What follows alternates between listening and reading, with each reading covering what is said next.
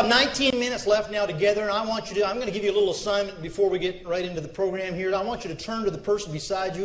If you don't have anybody beside you, that says something. No, you just look at somebody else. Just eyeball one other person, including you at the back. Everybody eyeball one person quickly right now. Look at that person. All right, now here's your assignment. Your assignment in the next 18 and a half minutes is to get more from my presentation than the other person gets. So I want you to look at the other person again quickly right now. How many of you now believe it will not be that difficult? See, it tells you about who you're sitting next to, right? Okay.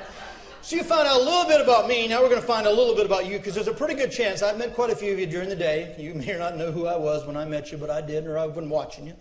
Most of you are doing some things differently than you did 5 years ago. Isn't that true? Because change happens a lot.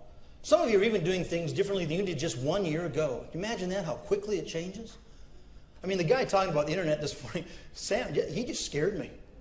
Stuff's happening that fast. Some of you, who in the room has no idea what happened yesterday? Where are you? That's because of what you did last night. That's a different problem, all right? But change happens all the time. And I've discovered that people only change for one of three reasons. I'm going to ask you to write them down. Now, I've been watching some of you today. Some of you are writing down what some of the speakers are saying. That's a good idea.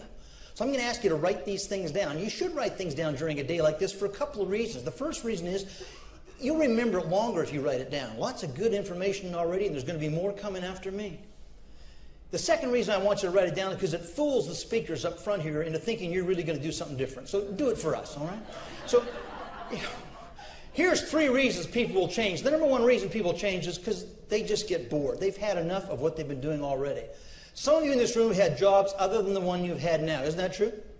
Did any of you ever leave a job because you were bored? I've had many jobs in my lifetime. Many times I left because I was just bored. Now, I had one job where they helped me leave. That was different. I had a boss who told me he was opening up my career path. Somebody might want to write that one down and use that later, okay?